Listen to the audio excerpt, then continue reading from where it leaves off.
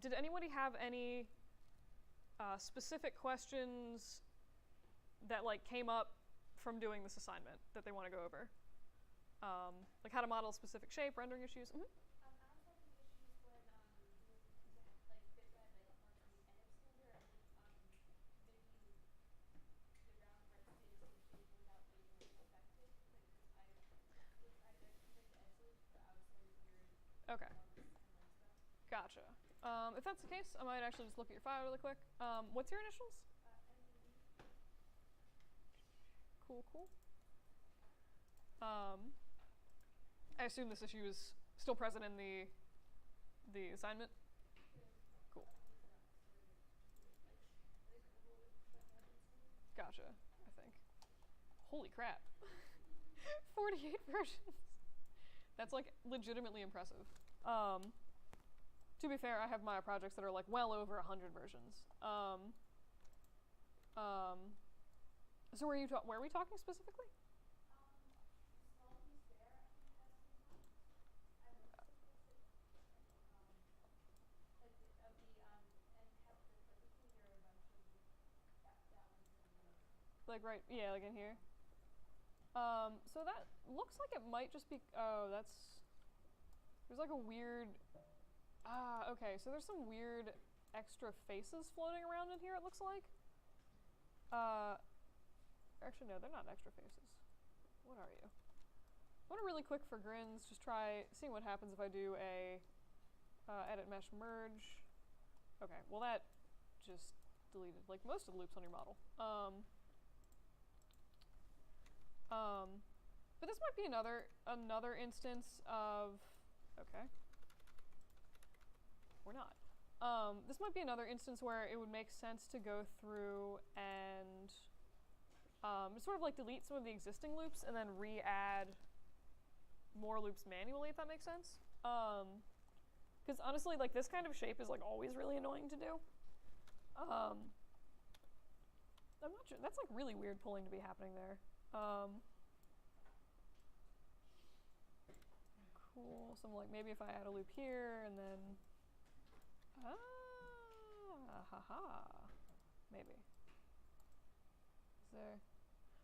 Okay. So there is some weird geometry floating around on the inside of the model, which you're definitely going to want to get rid of.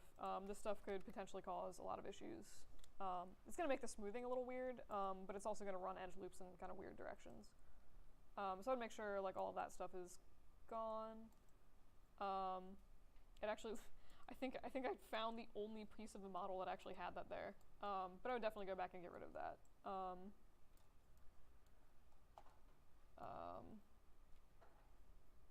What was I doing? Yeah, and then just like maybe I'm trying to see like if adding one or two more loops actually helps with the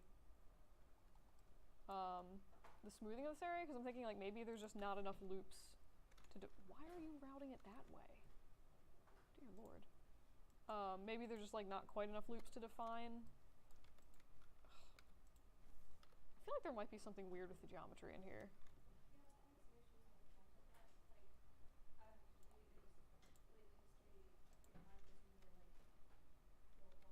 Yeah. Yeah, so I just tried deleting those faces because multicut was being terrible.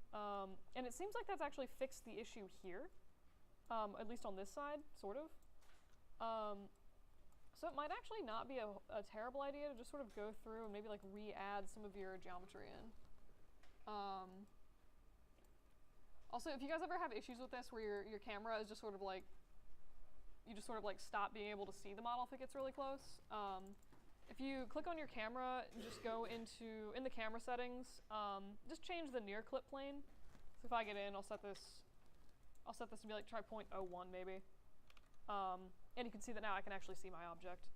But near and far clip planes are basically just like when your camera gets a certain distance from the object, it's going to stop displaying parts of the model, if that makes sense. So I've seen Maya set this to like 10 sometimes, and I'm like, oh god, it's very annoying. But yeah, it looks like there's like, yeah, I might just like actually just go through and Okay, so there's like these weird little floating faces, it looks like. Where are you going? Or no, there's not. That's bizarre. Every once in a while I get that issue with Maya where it'll just be like weird, and then if you just literally just like redraw the geometry, it's completely fine. Which, yeah, I think that's honestly just the issue. I don't know what exactly it was doing, but I pretty much just deleted those faces and then it just like re-added them with the append tool, and then it kind of fixed it. So I might just do that. Apart from that, I mean, there's an end gun here. That might have been something that I accidentally just did while mutilating your object. But yeah, I mean, it seems, look at like another section.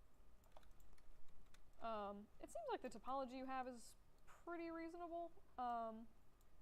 Okay, yeah, so you might just like want to maybe like go back in and look at specific areas in your mesh, or like, you know, get one of these sides nice and then just duplicate it 3 times so you don't need to like redo it. But yeah. I don't know. Did it help at all? Those okay, cool.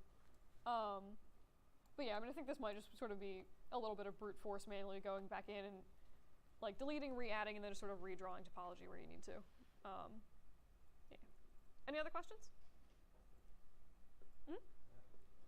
Gotcha. What are your initials again? Nice. We share the same letters of our initials. Actually, no, don't. Never mind. Sorry. I thought you said FMA, and I'm like, what? Yeah. But now I'll remember you with the incorrect initials because I'm gonna remember Full Metal Alchemist, and it's gonna be great. Anywho, all right.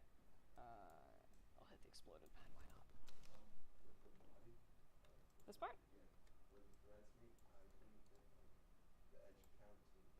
Oh yeah. I think it was because of the little notch I added. Yeah. So this might be. Let's see here.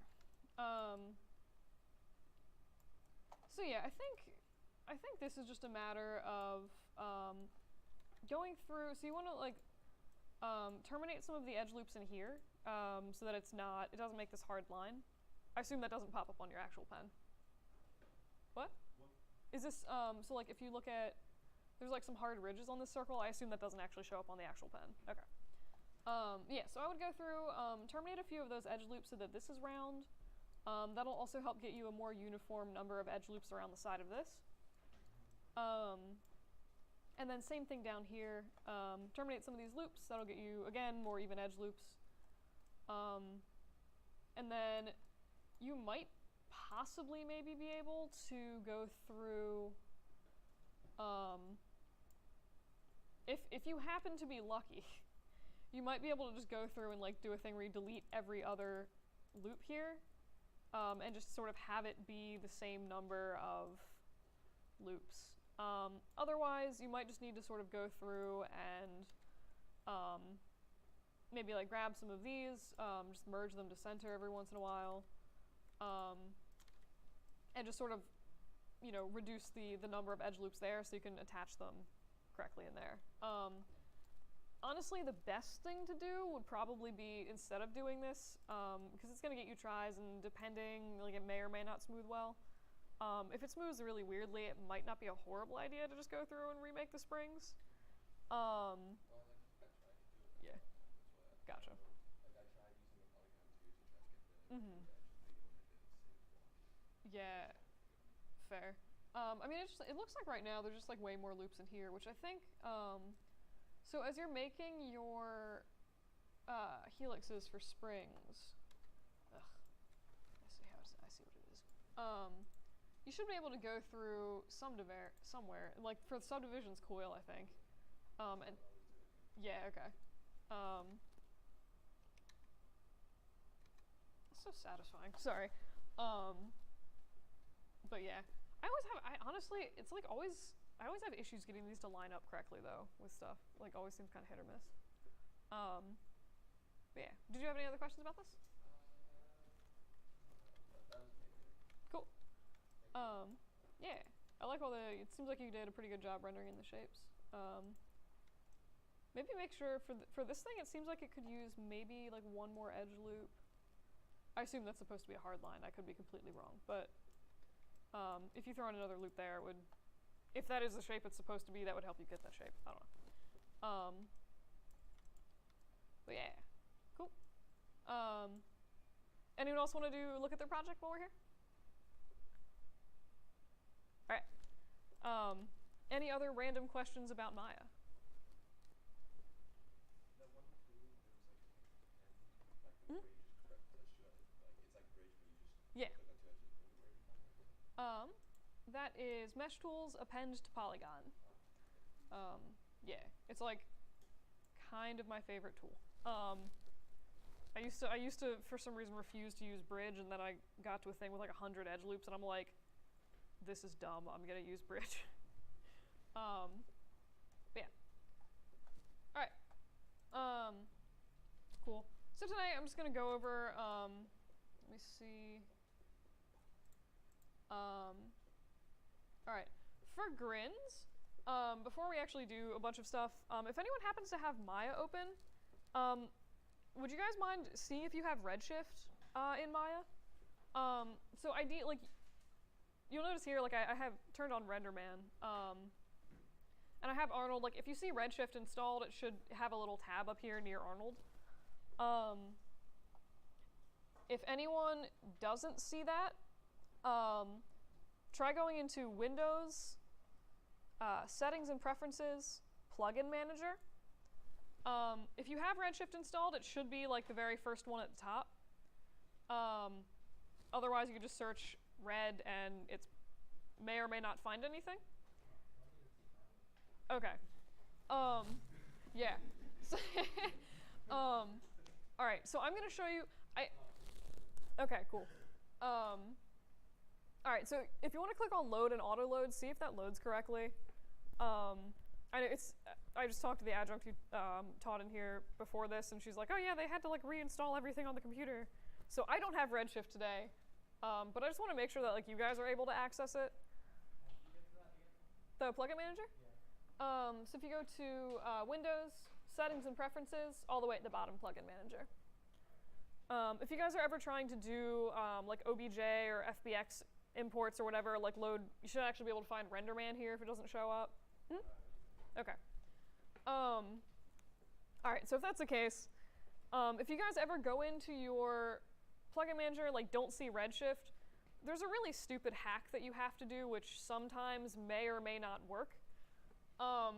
Like I said, in my case, there's no Redshift on this computer, so it doesn't work, but, so if everyone, again, if you ever have this issue where you can't find Redshift, stupid hack, basically you just need to replace one of the default Maya files with a file that I have in my faculty folder on AW Express. So if you go on to this PC, Dig'em Share, just go down to faculty, find my last name, which is Friedlander. You should see this little Maya env file in here. It's just like a dumb thing where I had to like, you gotta change like 2017, 2018. It should be done. I tested this, well, Alexis, the other adjunct, tested this on the computer right next to me and it worked. But you can see here, it's like, oh, cool, for Maya 2018. Anyway, basically, you just want to copy this file. Please don't like steal the file, just copy it. And then when you go into Documents, Maya, whatever version of Maya you're using, I think they only have 2018 at this point. And you'll see that there's another Maya env file here. Just delete that file and then paste in the one from my folder. Anyone want me to run through that again really quick? Okay. If anyone happened to do that, close Maya and reopen it once you've done that. But if you go into, so from the beginning, go to AW Express, Faculty, Friedlander, and then just copy this Maya env file. Yeah, so once you have that copied, you're going to want to go into your like Maya program files, which usually lives under Documents, Maya, and then 2018. When you're in the 2018 folder, you should see this little Maya env, basically like the same document that was in my folder. You just want to delete that and paste in the one from my folder. So again, there still should be an env there. It's just going to be a different env than the original one. I don't know. I don't know why this is so annoying. Everyone good with that? You want me to run through that again? Cool. I can also add that to my, I'll make a note, I'll add that to the little docs.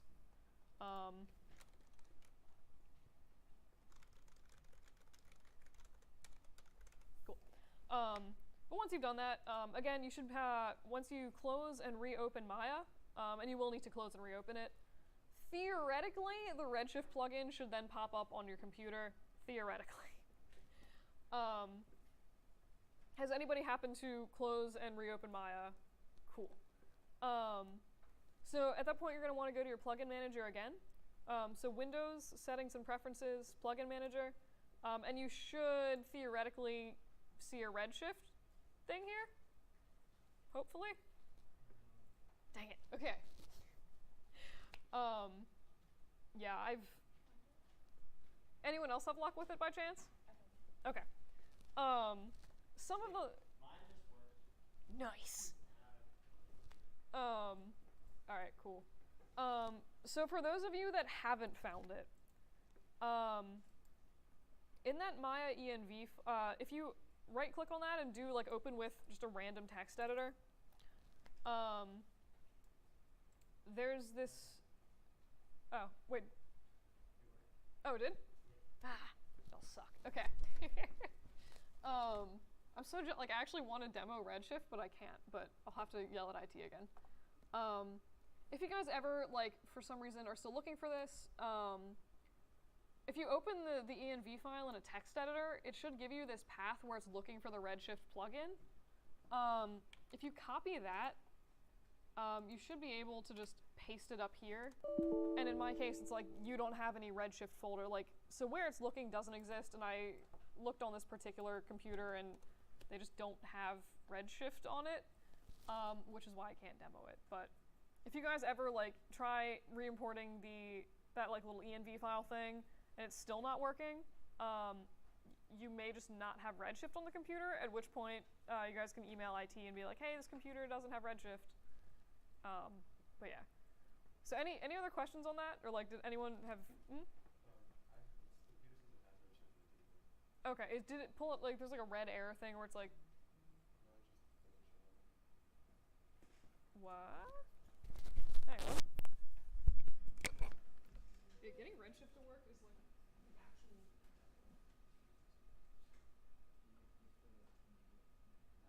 Oh yeah. Can you also click on it? Half the time that works and half the time it doesn't. I've kind of given up on it, honestly. Okay. Anyone else have issues with it? Alright. So I'm not really going to be demoing Redshift stuff in class today. I'll make a tutorial of it when I get home, because I thought I would have Redshift. But anywho, it's honestly like, so I'm just going to demo like most of the stuff in Arnold today. I was fiddling around with it on my laptop on my like trial version of Redshift, and it's honestly really, really similar. You pretty much put the stuff in more or less the same place as you would in Arnold for like mapping stuff. But yeah. So again, normally you would look in the plugin manager if you ever like need like oh, you're trying to export an OBJ and it like doesn't give you the option. Plugin manager. All your different rendering engines are also usually going to be the plugin manager. But yeah. Cool. So I'm just going to go over some stuff about texturing again.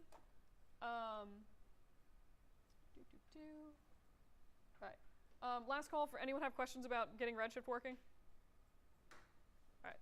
It's such a like weird thing. At one point when I was first teaching, it just wasn't working on any of the computers, and it was like very far into the term, and IT was like, oh my god. Anywho. So really quick, I'm just going to go over a review of a 3-point lighting setup. If anyone wants to follow around, I'm actually just going to go onto the drive and just figure out. I'll grab like a sample model. I guess I'll probably do self-caricature low poly with UVs. Just like a weird head I made of myself, which happens to be convenient for practicing lighting on. So anywho, so basic 3-point light setup. If you happen to not be using an HDRI and you just want to, like, again, light your stuff manually, I'll set these to be Arnold materials. Cool. And again, I'm demoing an Arnold because I don't have Redshift. It's so good for class demos too because it's so fast. But I'm sure you guys have noticed this by now. But if you ever try to like render in Arnold without lights, it's like, no, you suck, you can't do this. So anyway, so the basic idea behind a 3-point light setup, I'm just going to go in and do this with area lights, is you're going to have one key light, or like a main light, that is providing most of the light to your object, a fill light that's going to help add a little bit of extra light back into the shadow areas so they're not super dark.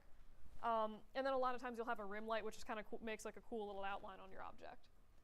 So in case you guys weren't aware, like I just made an area light, an Arnold area light.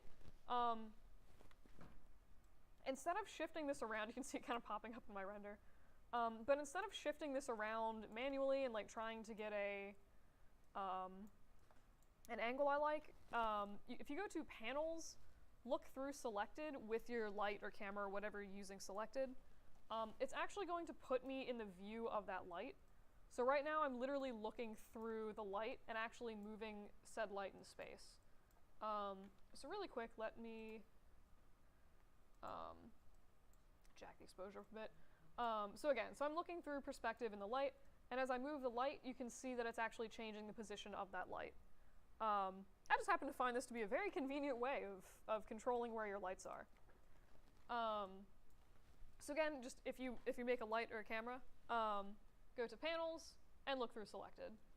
If you ever need to get back to your perspective camera or something like that, just do perspective and persp is your default perspective camera. So any questions on that? Cool. And then when I was adjusting, so in case you guys haven't heard before, there's two different ways to adjust how bright a light is. There's intensity and there's exposure. They do effectively the same thing. The math behind the numbers is just a bit different. So intensity, it's going to increase the brightness of the light linearly. So if I set this from 1 to 10, it's going to be 10 times brighter. Exposure works more like real-world cameras do, where it actually works exponentially. So if I set exposure from 1 to 2, or what am I saying? Like 1 to...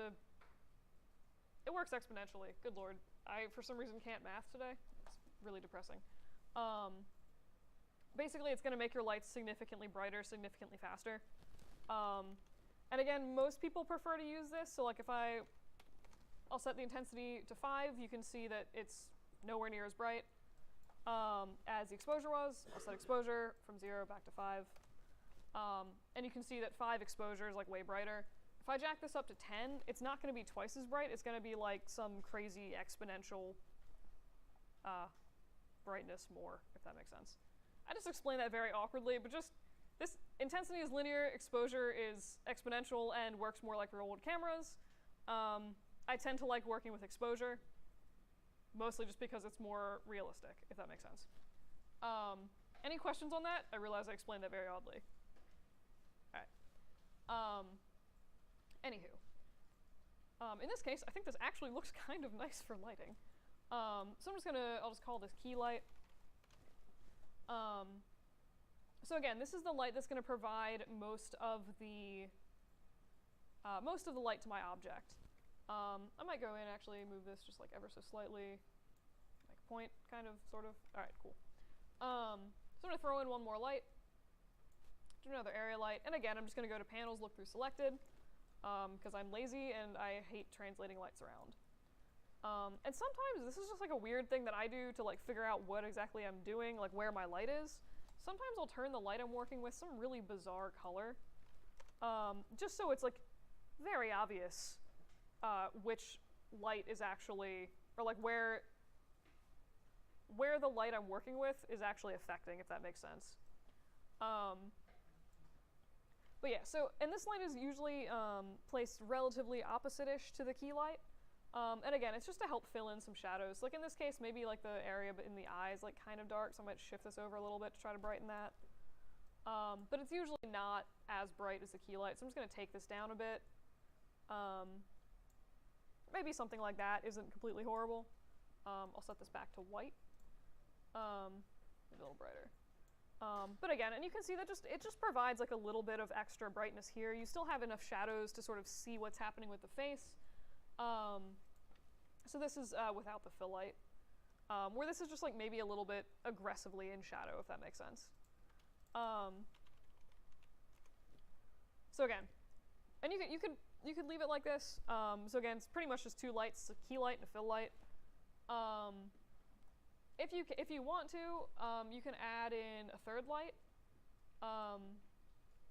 and that's going to go behind the object. And I always have issues like, it's like they make a really, really nice effect, but it's, for some reason I always have issues getting it to like wrap nicely around the object in the way that I want. So again, I just made this like really bright and green, so it's obvious what I'm working with, like where I'm working with. Wow, that's bizarrely bright.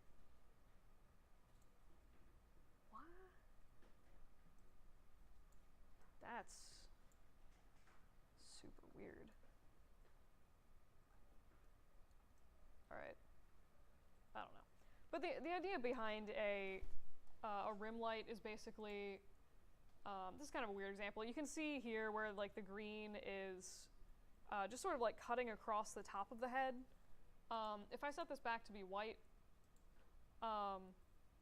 you can see it's just providing a little bit of highlight right on the top of the head.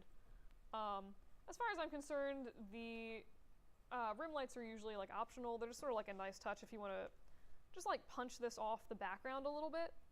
But again, for some reason on a lot of my models, I have like issues getting them to wrap nicely. So this is with area light, without without fill. What am I saying? With rim light, sorry. With rim light, you can see again, there's like the shadows here. I'm going to turn it off. And again, it just like fades a little bit more into the background. So does anybody have questions on the different types of lights, or like basics of how to set up like a crummy little 3-point light setup?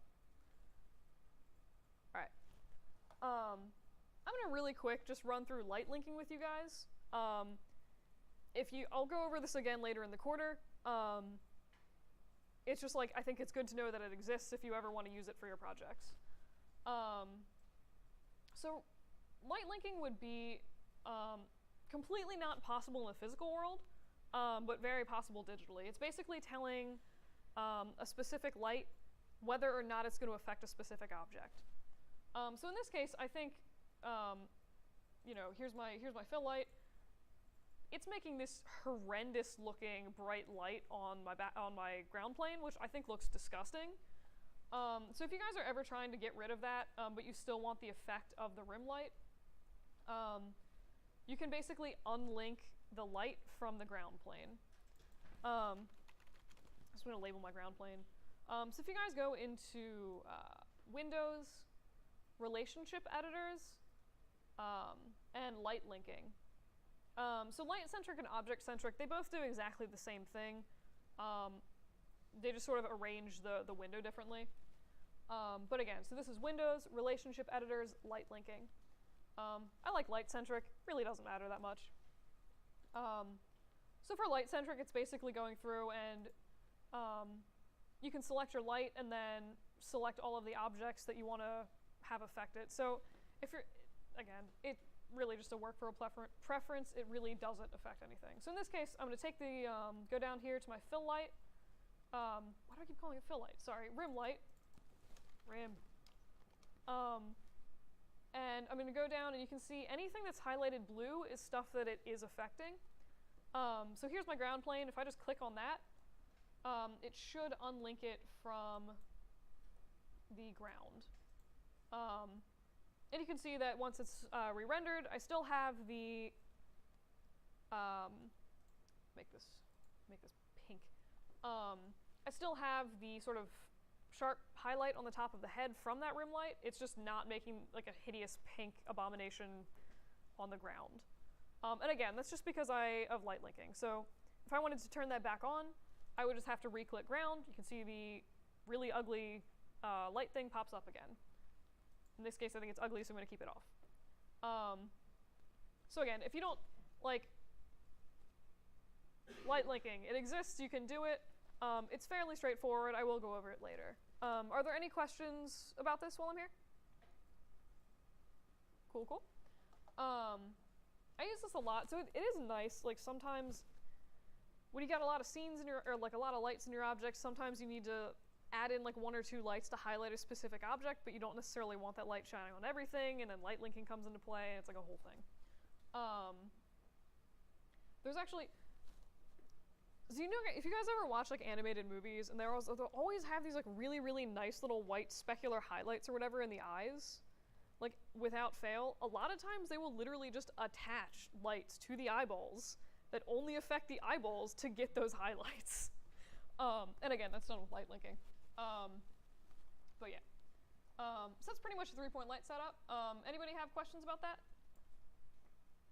Cool. So light you wrapped. Like the rim light? Okay, that's what it's The one that like I was shining from the back to get the, yeah. Yep, rim light. And again, 3-point light setup, it's not like, I'm not gonna like hunt you guys down if you don't use this. It's just a good, if you just sort of need like a quick, relatively foolproof way to light your object, it's a good way to do that. You can also, you know, use an HDRI. Doesn't really matter to me. I'm pretty sure when I was in college, I never actually learned how to use HDRIs. Now I'm like, wow, they're awesome, but I still like lighting stuff manually. The other thing you can do, not specifically related to the way lights are set up,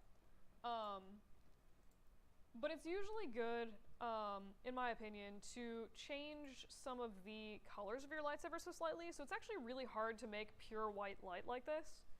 A lot of times light has a little bit of color to it. So it'll be, you know, a little bit orange, maybe. And like, again, nothing crazy. Like even just making it that like tiny, like sad peach color, might not show up terribly well on the projector, but like it makes this look bizarrely like more realistic in a silly way. You know, I make this like ever so slightly blue, and it just like provides a little bit of contrast. Like it's super, super subtle, but I would usually recommend just changing the color of the lights a little bit. You can also use, so the color is like your basic color picker. If you guys use color temperature, if you're familiar with traditional photography, or you're happen to grow plants or do reef tanks and you just like know things about the light spectrum, you can use color temperature, which again, if you've done lighting with photography, it's like a really similar thing. So lower numbers are going to give you much redder light. Higher numbers are going to give you bluer light. And that's just more of a sort of real world way to change the color of your light without just sort of randomly guessing on a color picker. To be honest, I usually use the color picker. And if you ever need to get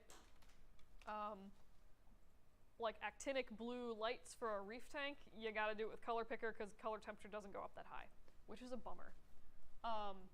Anyway, again, just pretty much just 2 ways to do more or less the same thing.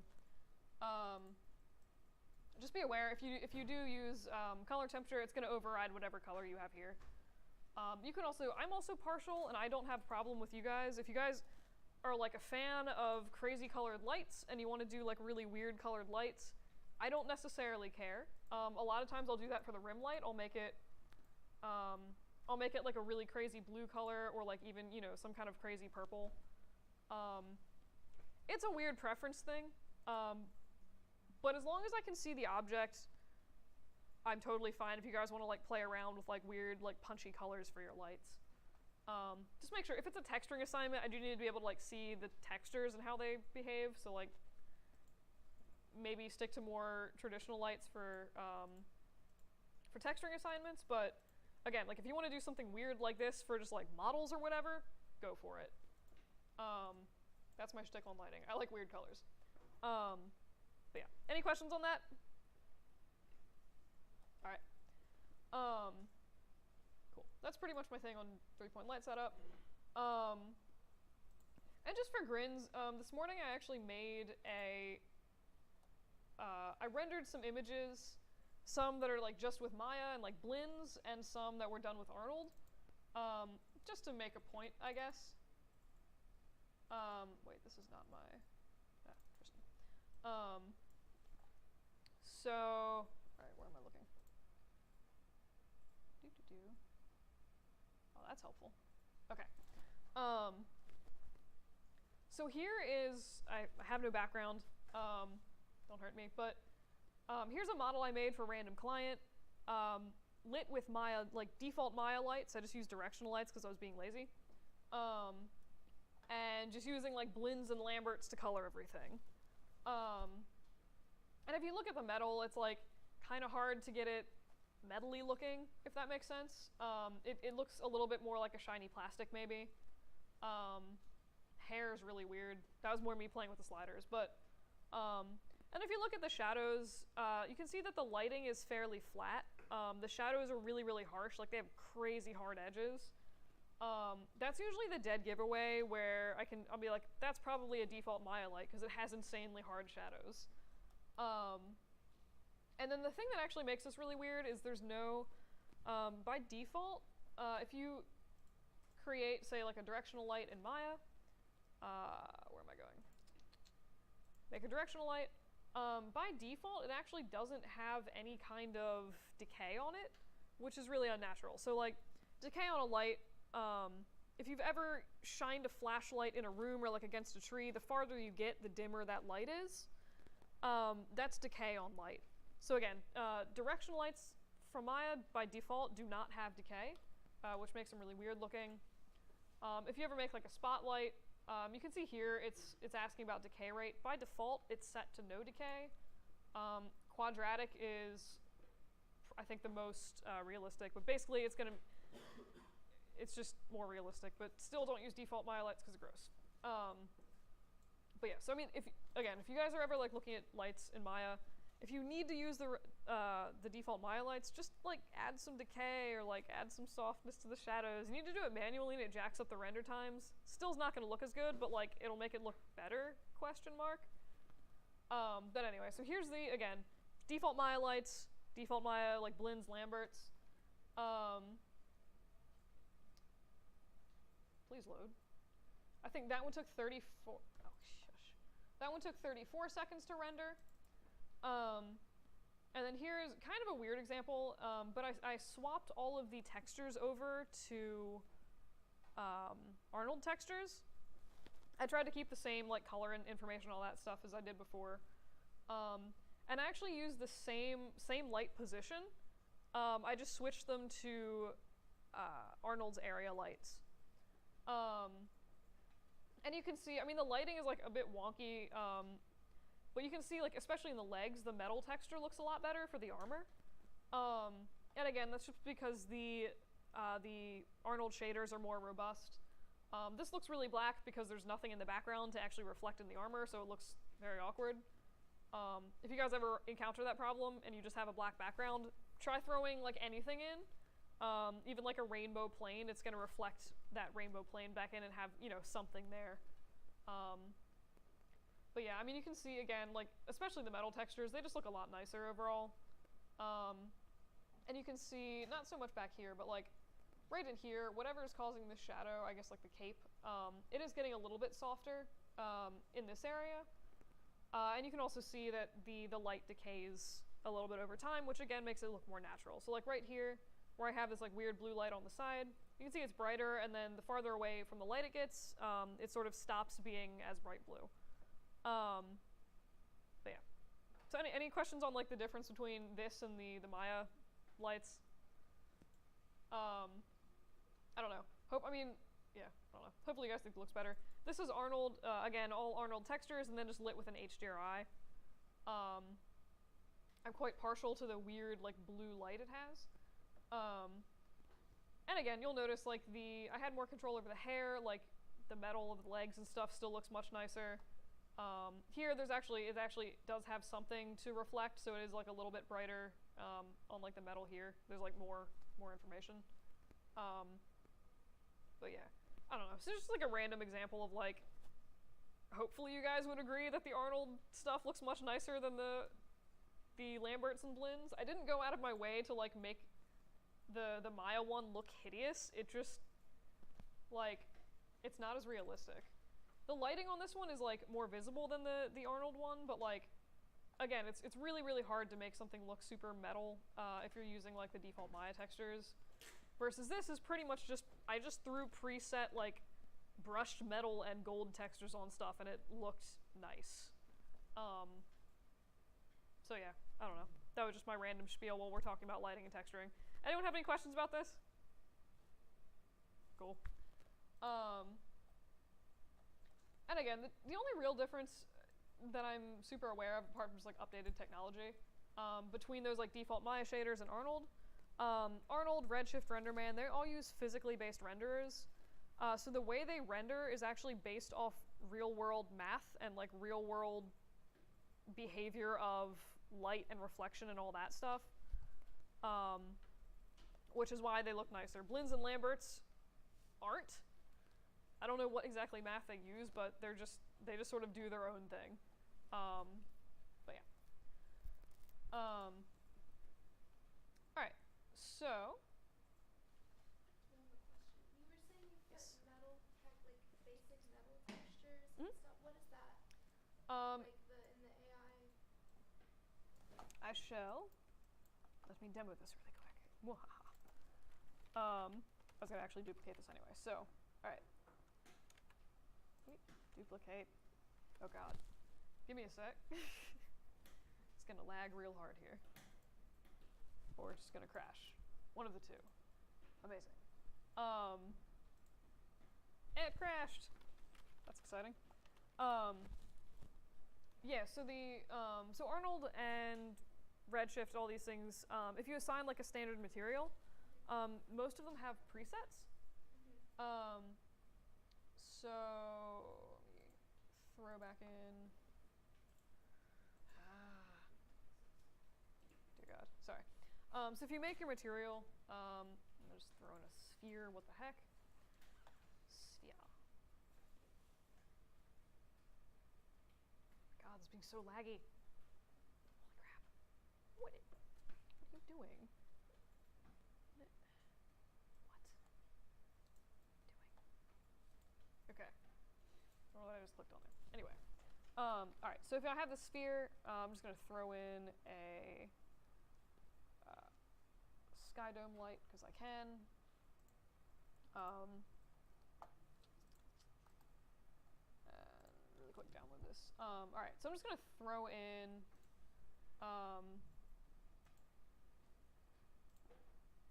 here's my gorgeous sphere on a sad white background. I'm going to make this new material. So I'll just, again, assign this, like, a random standard surface shader. I'm also going to throw in a HDR into this, because otherwise it's going to be really hard to see what the heck is actually happening. Bad just to save everything in my downloads folder. Cool. It always takes a minute for the HDRs. Come on. There we go. Alright, cool. So here's, like, the default standard surface shader for Maya. If you go in, so under this presets tab up here in, like, the upper right, if you click on that, they give you, like, a bunch of weird options for stuff. So if you mouse over it, you can choose to replace, like, 50% of the object. This is apparently what Arnold thinks a balloon looks like, which honestly isn't terrible. But basically, they just have presets for stuff. So again, Chrome, if I blend this, like, 25%, it'll do a 25% blend between whatever the balloon settings are and whatever the chrome settings are. You can see it makes it like a little bit more metally. If I do chrome and just like replace all of it, it makes it like actual chrome. But that's pretty much what the presets are. So like that's all I did when I colored that model I just showed you is I was like, for the armor, I think I just used brush metal and it was just like boom, brush metal, instant armor, sort of. But yeah, presets are really nice, honestly, for Arnold. Did that answer your question? Yeah, that was perfect. Cool. If you're ever looking for, so presets in Redshift, it still has this little presets tab here. It doesn't display anything. They just like made a separate little drop down that's like usually at the top of where you normally find your attributes. That's where Redshift lists their presets. Don't know why, but they have similar ones with like Chrome and all that stuff. Any other questions about preset stuff? Cool, cool. All right. Yes, that's what I was doing. All right, so really quick, I just want to go over the difference between bump and displacement map. So does anyone off the top of their head like know what the difference between the two is? Hmm?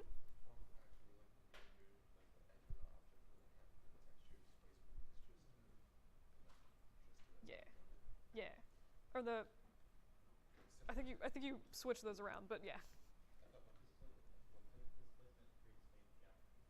Pretty much, yeah. More or less. Yeah, so displacement maps will actually affect the edge of the object. Bump maps just sort of fake texture on the object. So like if I were to go in, I'll duplicate this sphere. We're gonna have some very awkward like chrome spheres going on for a sec. Alright, so I have my two glorious spheres. On this sphere, I'm going to put a bump map. So if you're doing Arnold, that's under the geometry tab if you scroll down. Click on geometry and then you have the option to put in a bump map. In this case, I'm going to be lazy and I'm just going to use a cloth texture from Maya. And you can see that now it's done whatever this is to my object. There's a glorious cloth-esque texture there. Incidentally, if you guys are ever using like file textures or like the default checker textures from Maya, like clearly the texture of the scale of this cloth is off. You can modify that. So if under bump value, I just clicked in to find my cloth texture. You're looking for this place 2D texture node here. They should have this for, again, like cloth, checker. If you import a file, all of these should have this place 2D texture node. But if you just edit the repeat U and V, if I set this to something like 40 and 40, you can see that it's actually changing the scale of that cloth texture. And it's basically just saying, it is literally basically automatically tiling stuff for you in your UV plane. So again, if you ever like looking to just get nice cloth texture, just set this to something probably kind of high and you're good to go. In this case, I think I might set this to like 20 for the sake of demo. Alright, so like here's my bump map. If you ever need to adjust the height of your bump map, you can go in, what am I doing? Just find bump depth. In this case, I'm going to set this down because I think it was maybe a little bit aggressive before. I don't know, I'm just going to say something like that's not completely hideous, sort of. And that's a bump map. So on this guy here, I'm going to assign a new material for that. I'm going to match the settings from the original one, so I'm going to do standard surface shader. And that was with the brushed metal preset there. So again, this is without bump map and with bump map, basically. To access the bump map, or sorry, the displacement map, you're probably going to, the easiest way to do it, I think, is to go into your hypershade. If you guys have never seen the hypershade before, I know I went over this last quarter with my kids, but it's this little blue bubble here with like the white highlight. If you click on that, that'll open your hypershade. You can also find it under Windows, Rendering Editors, and Hypershade. And you can see here, it should by default give you a preview of all of the materials that you have in your scene. In this case, I have like 2. Lambert 1, Particle Cloud, and Shader Glow 1 always are there. You can't delete them. They exist there forever, and they always will. You can also find, if you have like file textures or cloth textures, you can find them here. So like here's my HDRI texture, here's my cloth. It's like a convenient way to access all of your stuff. But in this case, so I'm gonna label these disp. All right, so I'm just gonna find my displacement map texture here, and I'm going to middle mouse button drag that down onto this little blank sort of node editor here. And this is basically just showing me a view of all of the different channels that I'd be able to edit in the attribute editor. Basically gives you a little mini attribute editor here where you can like adjust the settings of the material there as well. But all I want to do is, with this selected, I'm going to hit this button here. It's like a square with 2 arrows in it. That's going to show me all of the stuff that's mapped into this. So like if I had color textures, roughness textures, all of that would be displayed. In this case, there's nothing mapped in, so nothing shows up. But what it does give you is access to this little AI standard surface 2SG thing. I don't really know how to describe what this is, but you can see here that it gives you it like shows you this little displacement shader option. This is where you're going to want to map in displacement maps in Arnold. So if I'll click on my textures tab here, and if I just, again, I'm just going to middle mouse button, click and drag. I'm just going to drag this onto the little displacement channel here. There is a weird thing I noticed when doing this. If you drag it into this text area, for some reason it doesn't work. You need to drag it over the text of like displacement mat. Don't ask me why. But you can see once it's done that, it adds this extra little node here that's saying like, cool, I have this cloth texture that's mapped into my displacement shader. And I can run through that again in a second if you guys want. But again, and here you can see it's applied my weird little displacement shader. And this is actually probably, what if I set the scale to like 5? 10. Okay, this is actually a very odd example. Alright, it's like kind of modifying the surface. In this case, I'm actually, I think, just gonna, what am I gonna do? I'm gonna swap this to noise texture. It's gonna be a lot more obvious actually what I'm doing. Alright, so I'm gonna go back to my hypershade. Sorry. Go back here. I'm just going to break the connection on this and just add in, again, a random noise texture. And you can see once I've done that, my noise texture pops up here. And then I can go in to my, holy crap, this is gross. I'm just going to go and click into my bump map here, break the connection, and then again I'm just going to drag my noise texture on top of that. Hopefully this is going to be a lot more, yeah, cool. Alright, so this is literally the same noise texture mapped into both of these. Kind of a cool way to make clouds actually, sort of. And you can see, I mean this is basically just a sphere, it kind of like has some like fake geometry around the edges, but it's still like if I zoomed in on that, it would still be a sphere. So if I go and look at, again, if I look at the edges, nothing's actually happening to them, it's just sort of like a fake texture. However, if I look at the displacement map, it's clearly doing something horrible and very ugly.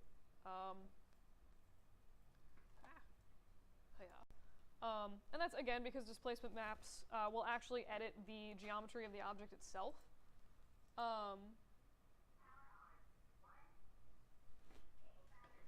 That was creepy. Alright, so I'm just going to go in. So I'm in my hypershade, I'm just sort of clicking around on the other screen. I'm looking for the scale of the displacement map, because whenever I set it to like 10 or something insane, it like did bad things. So I just clicked on this and I was like, okay, here's my displacement map. If I click on this, I can see the scale of the object. So I'm just going to set that to something maybe like 0.2. Something, you know, less aggressive. And you can see that now it's still a circle, but like clearly this one is actually changing the shape of the outside of the object. Does that make sense? All right. So that's the difference between bump maps and displacement maps. Does anyone want me to run through like how to make either of these again? Like how to set these up in Arnold again? All right. So each of these have their own place, I guess, for what you'd use them for. The displacement maps are really good if you do need to like add in like lumpy geometry or something on the edge. Like if you imagine you're modeling like maybe a cliff face and you want to get in some extra rock detail in there, that would be somewhere we might want to use a displacement map. Bump maps are really good for stuff that it's either really far away and you're like not gonna be able to see the distance anyway, or the changes in the surface anyway, or for like really tiny stuff like cloth, leather, anything that's like fine textures, I'll usually use a bump map for. You can totally use both of them together if you want to. So like if you're ever making a cushion or like a leather cushion. What? What is this? I thought that was coming from outside. Is that coming from in here? That's hilarious.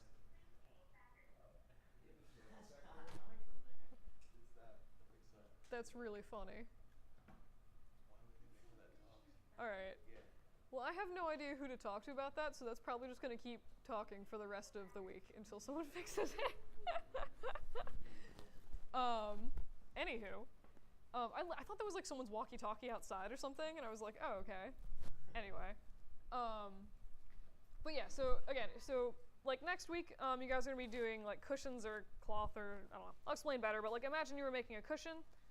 If you started with like a square cube, you could use a displacement map to texture in some wrinkles that would actually like show up in the surface, and then use a bump map to texture in like a burlap texture, like a leather texture, that kind of thing.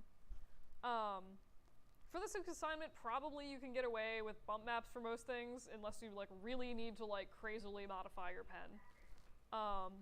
Any questions about bump versus displacement, like what they are, how to set them up, anything like that? Cool. All right. Blah, blah, blah.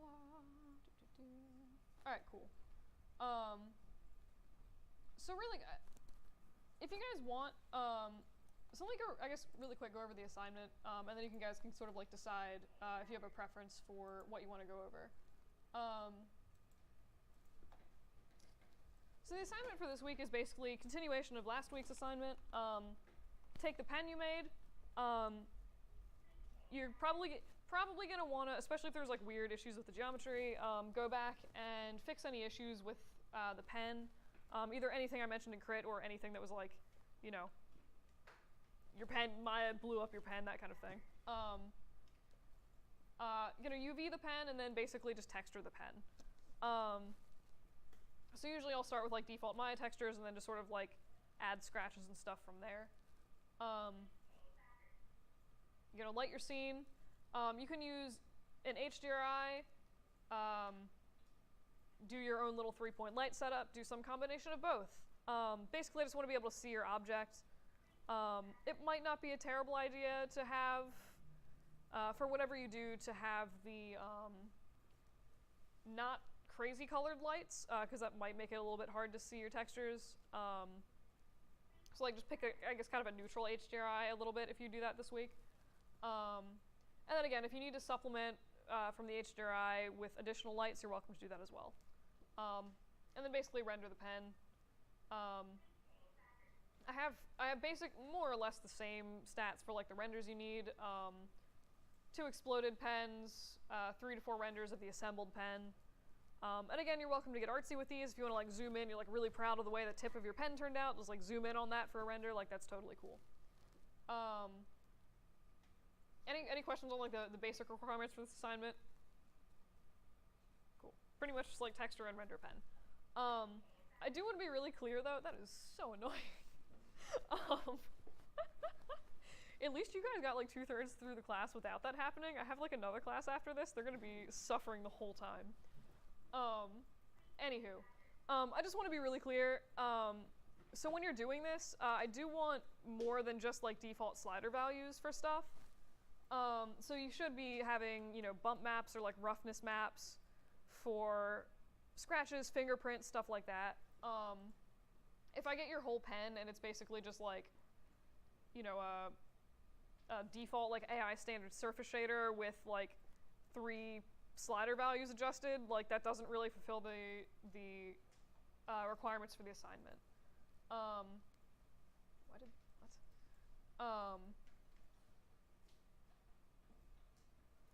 can't believe I legitimately wrote make your pen look as badass as possible. I write these assignments sometimes and I'm just like when I wake up in the morning and then I just get like really weird. But anyway, so also again, like don't be afraid to choose like, I guess more daring close-up render angles if you want.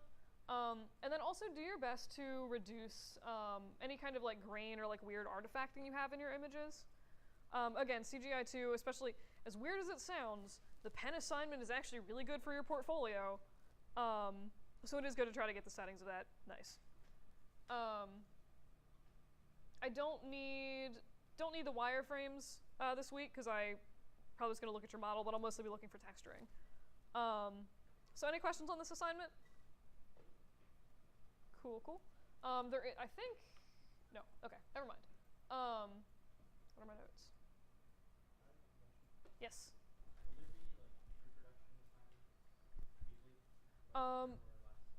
Yeah, starting week 3 is when I have that started. So next week will be like pick your teams officially, and then like also start doing like concept arty stuff. Yeah, there is mercifully less like weird concept art stuff. Where like last week was just like 4 assignments of like take pictures, describe pictures, and this week it's actually like get useful images and then just start doing things. So again, if anyone wants to start their stuff early, you're more than welcome to submit stuff early.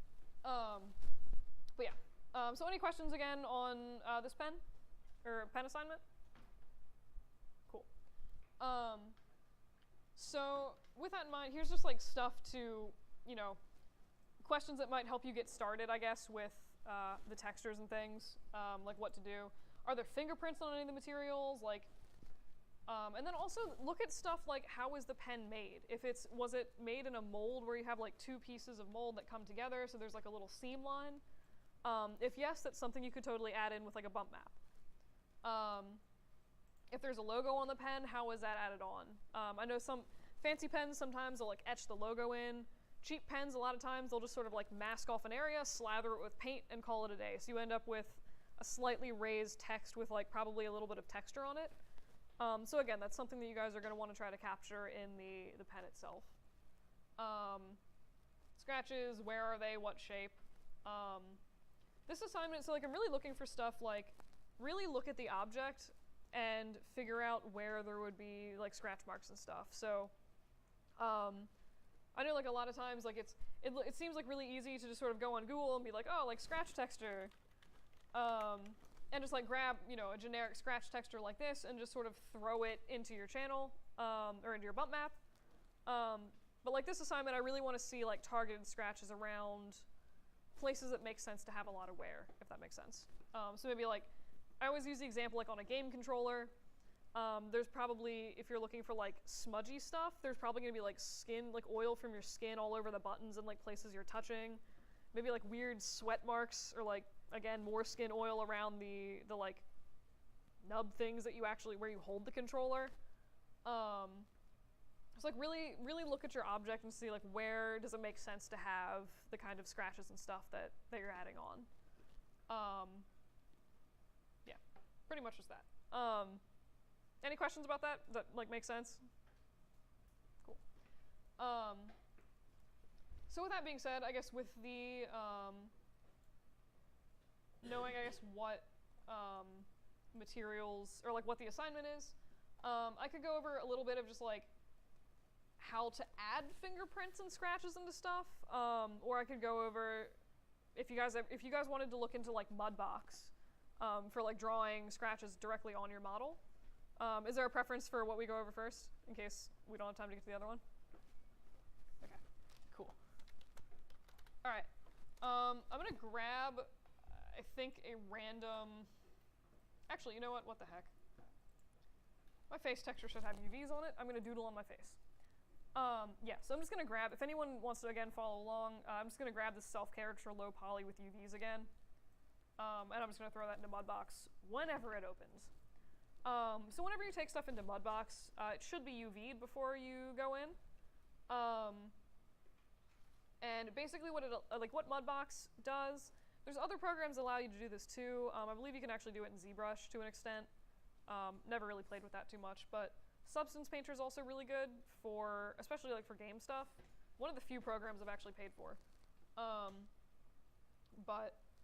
Basically what it allows you to do is like doodle straight on your mesh. It's like 3D Photoshop a little bit. It also takes forever to open. Cough. Anywho. So while it's doing things, I'll throw this into Maya.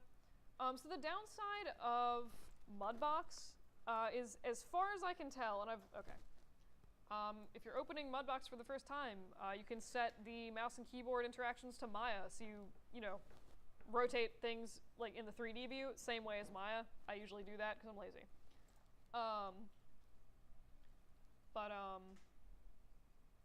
Hey. Oh my. Oh my god, what are you doing?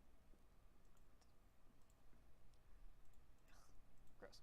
Alright, so when you open Maya, it should give you the thing like, what file do you want to open? I'm just gonna run around, find my file really quick. Oh, where? The heck? Oh, because it's a Maya file. Duh. Alright, I'm gonna grab this face, do a file export selection, and face. My bad. Alright, so OBJ. That was stupid.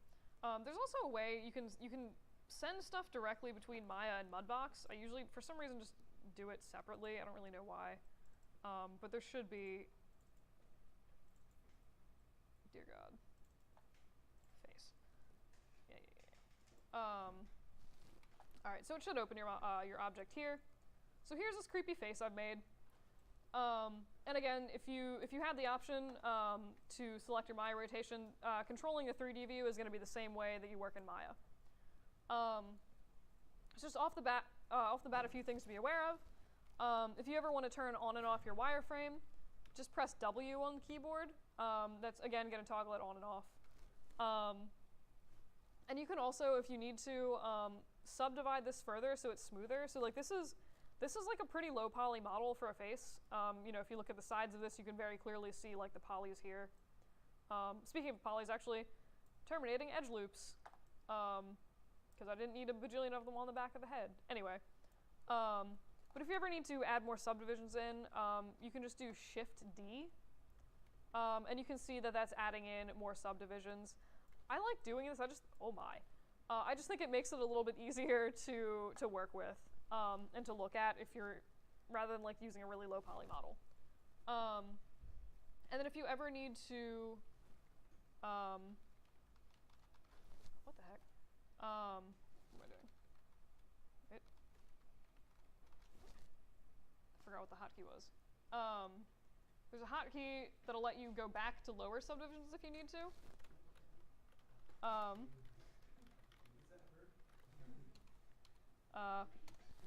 Wait for it. That's not helpful.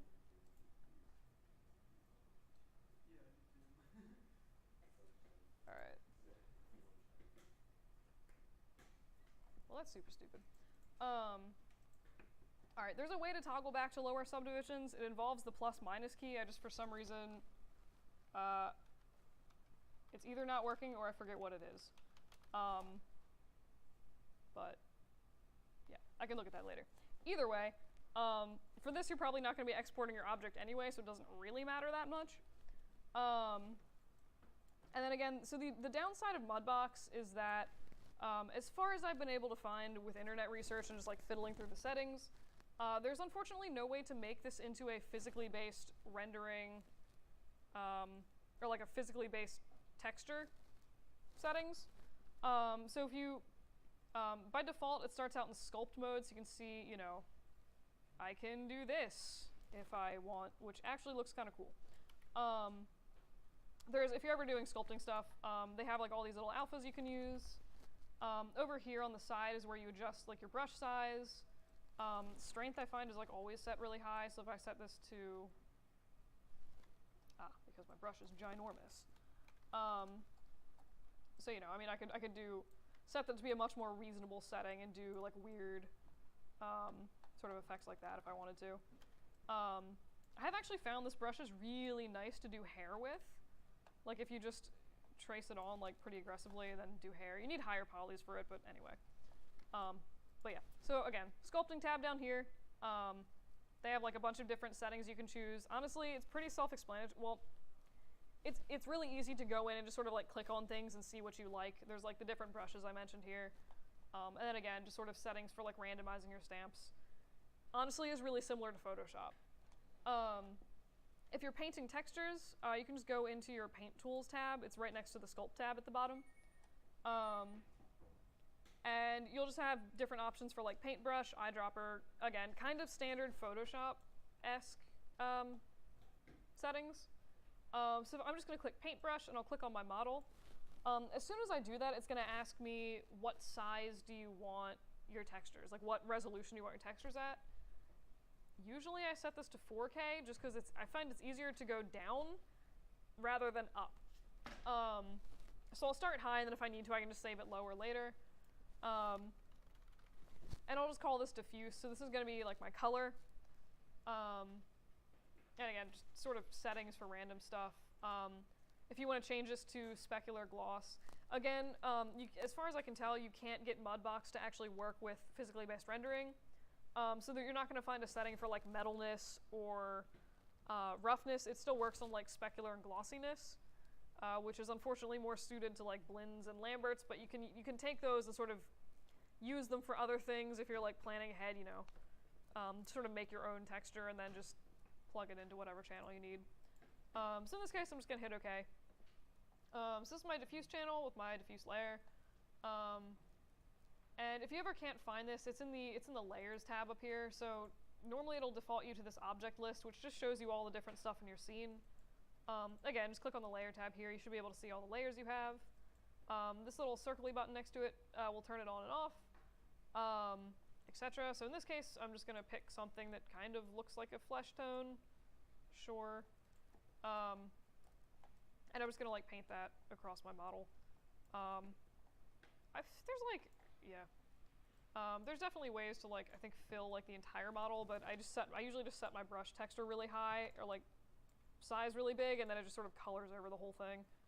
So again, this is, if I toggle this on and off, you can see the change in the texture there.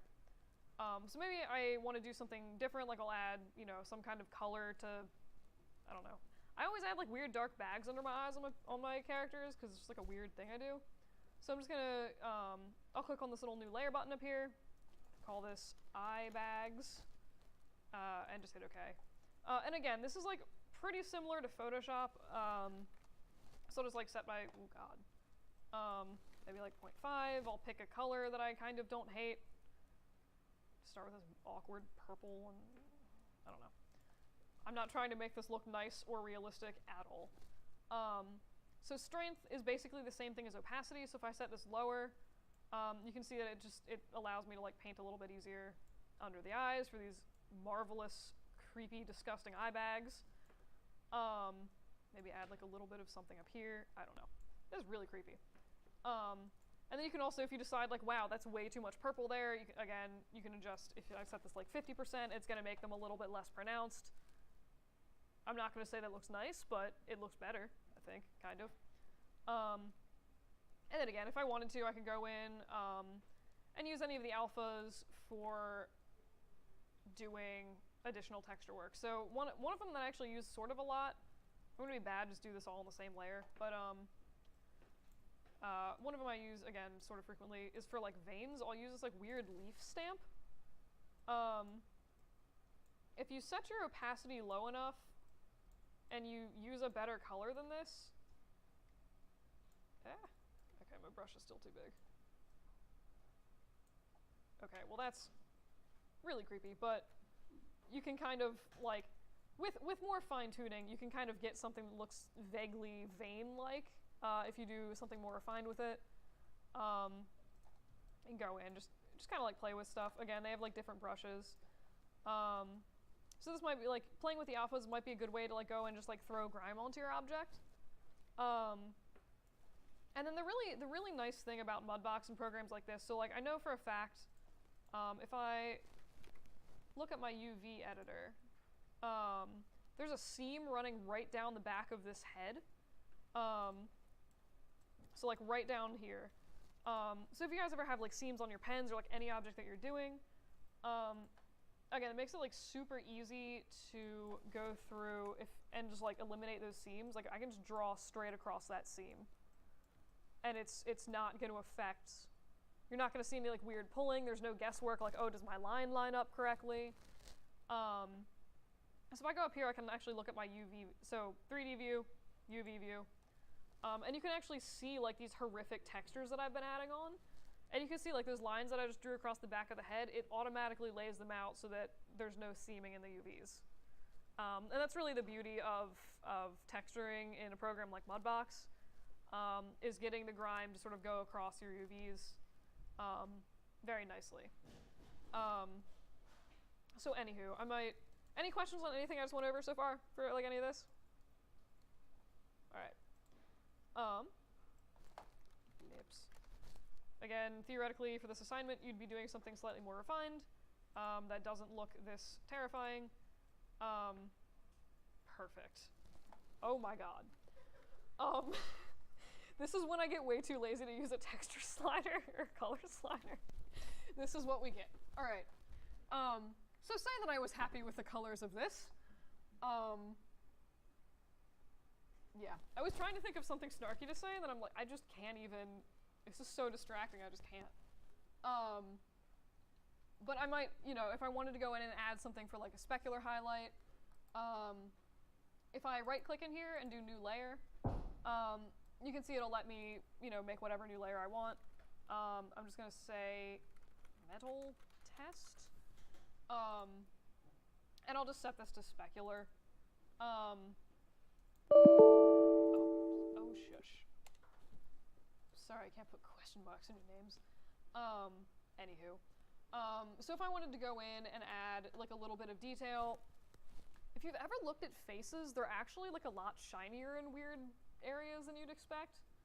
But I'm just gonna start out, I'll set this to be completely black. Basically saying don't have any like specular highlights at all. Set my strength up. It doesn't really matter like what you start with. This pretty much actually turns into a Lambert if you just like get rid of any specular highlights.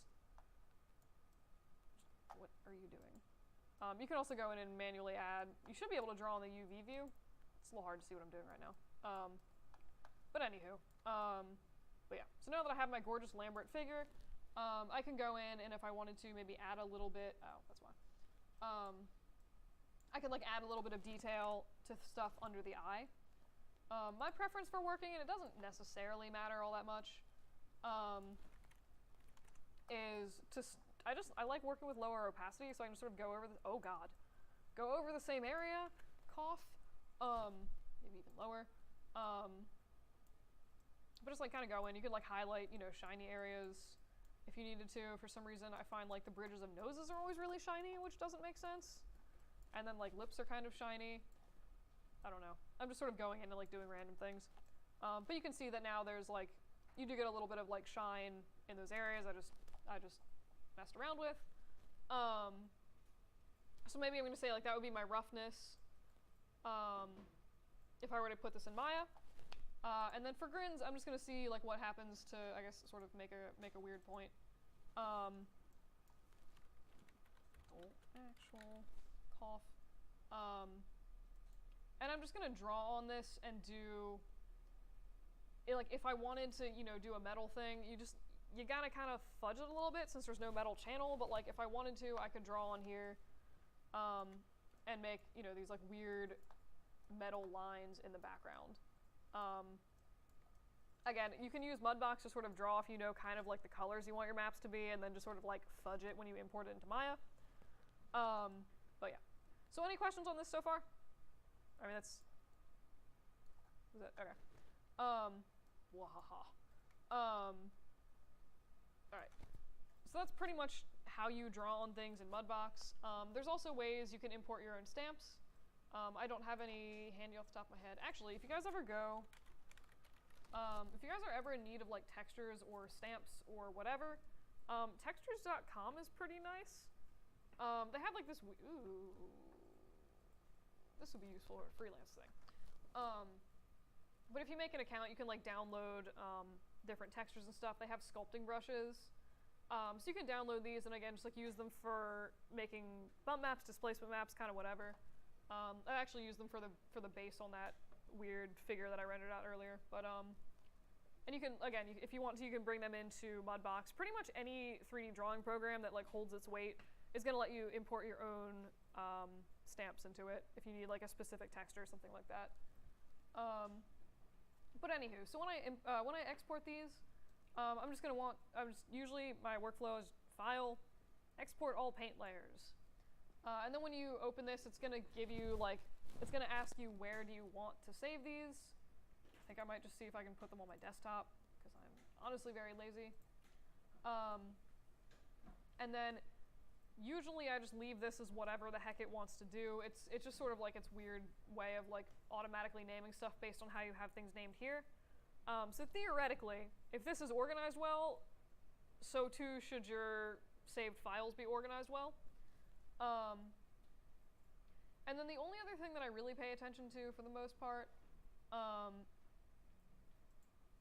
you can, if you want to, you can override the file types for stuff. So like in this case, I'm fine with like my weird 8-bit TIFFs or whatever.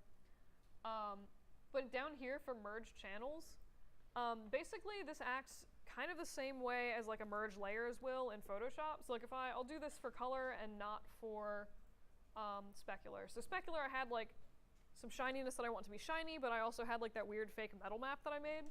So I don't want those to be merged, but like the color, I don't really care. So I'm just gonna export those.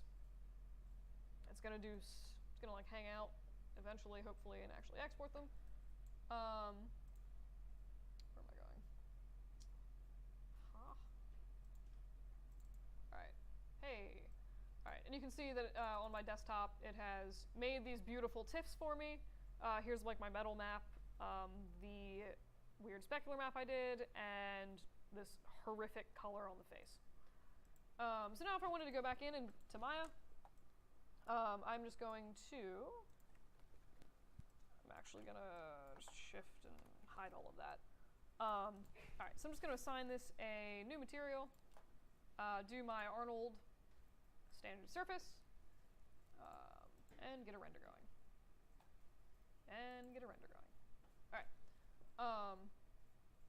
Alright. So again, once you have those files, you can pretty much import them the same way you normally do.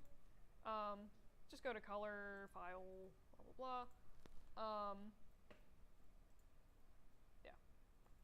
And you can see here, it's like default material diffuse. So I'm just gonna grab that. And it should plop that on. Beautiful. Oh God.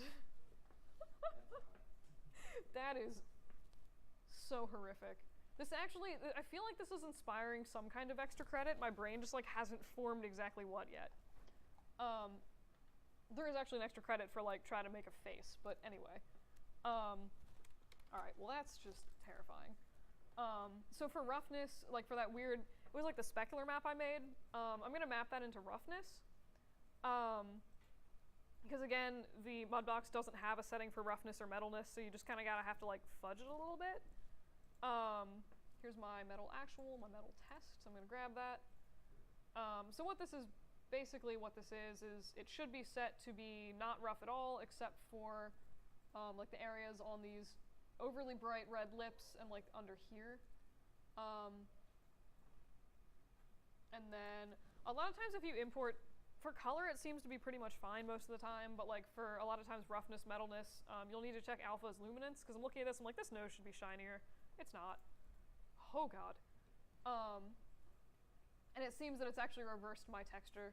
So if you guys ever if you ever need to like really quickly invert your texture, make black white, white black, under effects, when you're, where you import your file, just scroll down, again, under effects, just invert that, and you can see that now the tip of my nose is very, very subtly shiny, and then the lips are actually shiny. That you can kind of see more.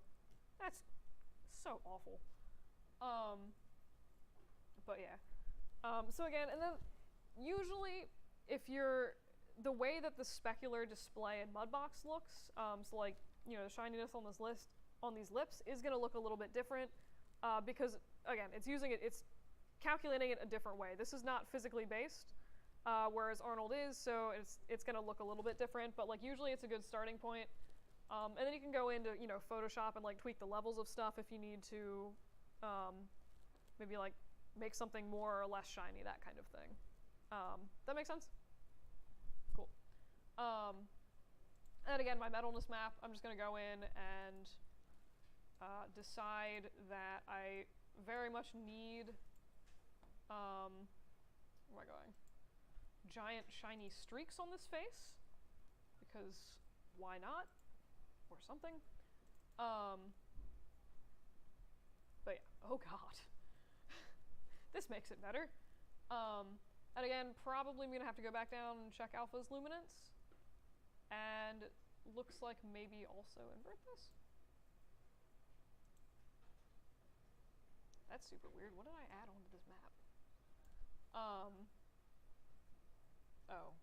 Oh, whoops. I grabbed the wrong, I was like, I didn't add shininess lips, I grabbed the wrong diff. Haha, cool. Alright, so now we have these glorious metal streaks on the head, on the front of the head, and like the back of the head, where I added these like very awkward sort of metal streaks.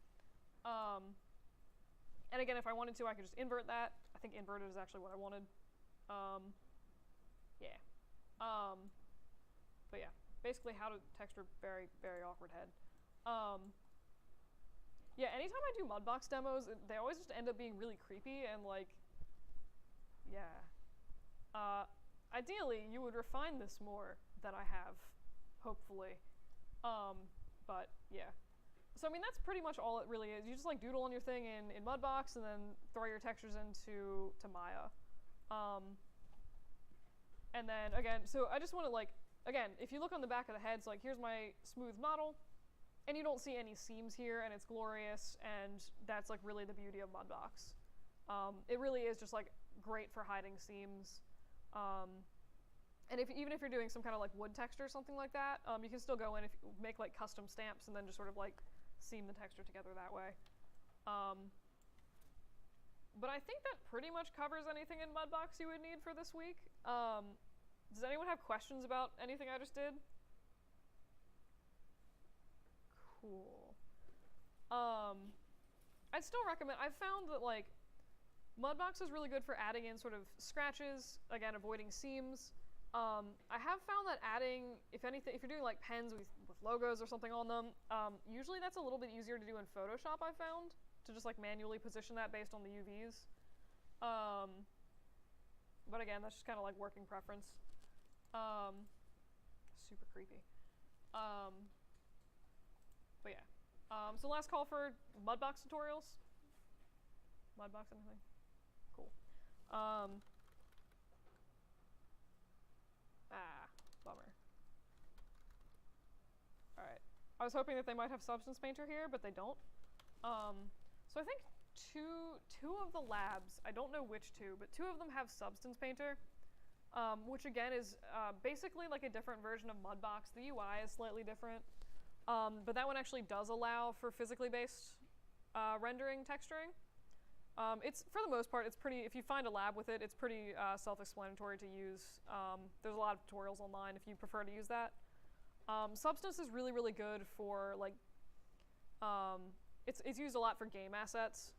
I prefer it to Mudbox by miles. Substance is great because it actually lets you you can draw on multiple channels at once. Like you can add in color and roughness and so and so all at the same time. So if you just want to like texture rust on something, you just make something that sort of has like the color and the roughness of rust, and you can just like draw on that rust texture instead of having to do each thing individually. It's really powerful and really nice. It also imports a little bit better into Maya, I found. But yeah. Alright, so that's pretty much that. Does anybody want me to go over like anything, how to add fingerprints to your model or like scratches or anything like that? Okay. I have a question for, Yes. what are the purposes of normal maps? Okay. Normal maps are basically like a slightly more refined bump map. I've always found like describing the difference is very like weird to me, but basically, so if you have a normal map, if, in case no one's familiar with like what a normal map looks like, it's usually one of these like really weird purple images. This is like a normal map. I wish I could find. It's a really subtle difference, honestly, between them, but.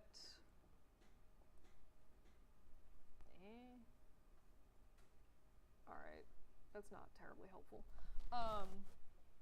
Basically, it's just a slight difference in the way that Maya calculates things. So, in this case, like with a normal map, excuse me, all the different colors correspond to a direction on either the X, the Y, or the Z axis. So you'll notice that like anything that's raised to the top is like more green. Anything that's like off to this side is kind of more bluish, and then this is like pinkier. Again, it's just kind of a different way to denote the information than a texture map, or like than a traditional black and white image for height. Oh, wait. Oh, no, okay. Dang. I was actually, but yeah, I mean, honestly, they look really, really similar. If you happen to have normal maps available, I do find that they look a little bit nicer than bump maps, I think. They're a little bit, I guess, more responsive, but honestly, like, it's such a subtle difference now, especially in the new rendering engines, that, like, I kind of use them interchangeably. But basically, it just calculates things a little bit differently. Instead of calculating it based on height, it's lighting it based on the normal position, if that makes sense. So, blah, blah, has a display, where is it? There's a thing.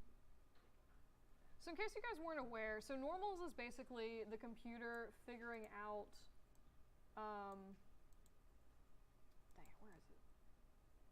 Ah, there we go. It's the computer basically noting like which side of the face is out, pointing straight out. So by default, here we go. By default, if I turn on, are you actually gonna do it? Come on. Hang on. Polygons, face normals. There we go. So if I turn on face normals for this object, all these like weird green hairy things are the normals. And you can see by default they basically shoot straight out of the object. And that's used in calculations for like lighting and like curvature and all that stuff. So by applying a normal map, it's basically the same way a displacement map like adds in fake geometry or like fake subdivisions. The normal map is adding in additional sort of fake normals to this to change how the computer calculates the curvature on the outside of the object. Does that make sense? Yeah. Cool. So normal as in like the physics. Not necessarily physics. It's just Perpendicular from the plane. yeah. So like if you, I'm actually really curious. But yeah, I mean basically it would just add more of these like little hairy things, and then it does work in this. It like is really similar effect to a bump map. It just calculates it differently. Instead of adding fake geometry, it's fake normals to calculate stuff. Sometimes light does go over, like, does kind of bend around normal maps a little bit nicer, but yeah. Does that make sense? Yeah. Cool. Any other questions? Cool. All right, okay, and then you said you wanted to go over adding, like, bumps and scratches and stuff. All right, so I'm just gonna hide this awkward face. So really quick, and again, I unfortunately don't have, what am I saying? I don't have, like, Redshift on this computer, so I'll just demo this in Arnold for now. It's really, really similar for Redshift. I was, like, playing around with it this morning on my laptop. Actually, in case I didn't mention this, you guys can all get free, you can download, like, the free trial of Redshift. It'll stay on your computer forever, works, like, pretty much the same way. It's, like, the full version. It just watermarks all of your images. However, if you come into the labs and you render on a computer with an actual license of Redshift, it will remove that watermark. So if you guys ever want to, like, work at home on a trial version, as long as you can guarantee access to a computer with Redshift on it, you can then render the final version without that disgusting watermark they put on top. But yeah, so for adding in, I'm just gonna, like, start with a random plastic texture for grins.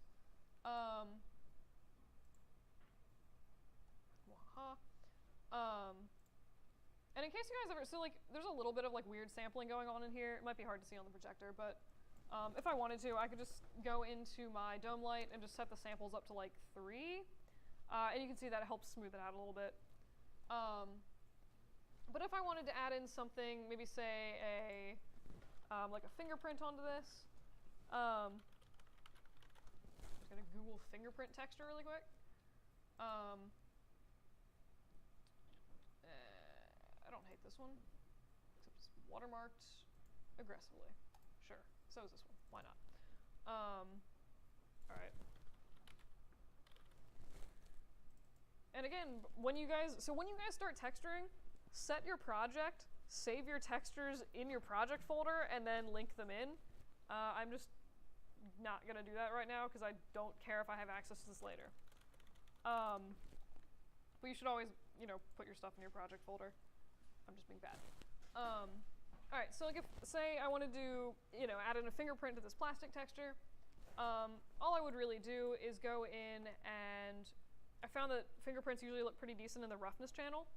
So I'll just click this little checkerboard thing.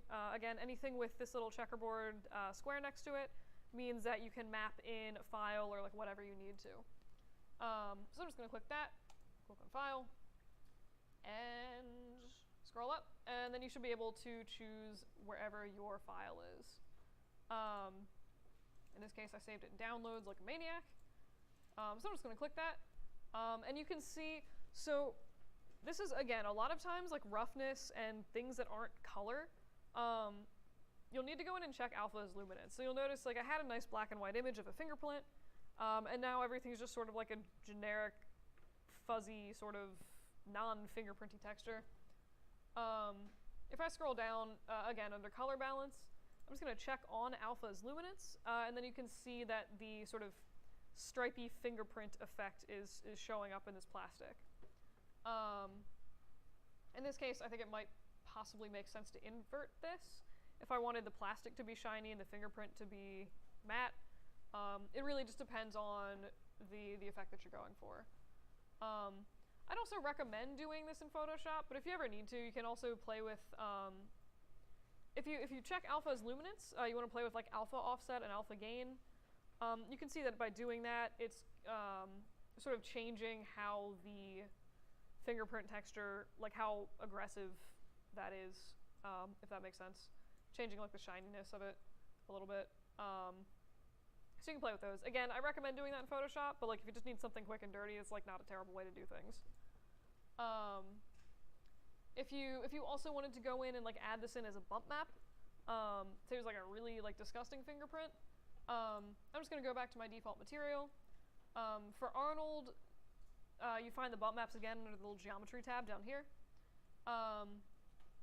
And then, so here's kind of, not a fun thing per se, but what I could do if I wanted to is go in and map this object. So like make a new map, grab my file texture again, go up and just like reload this texture. And you can see that it's now added a very aggressive, horrific bump map with all the glorious watermarks on the side. If you ever need to take down the bump depth, just click back from your texture and you'll find this little bump 2D node.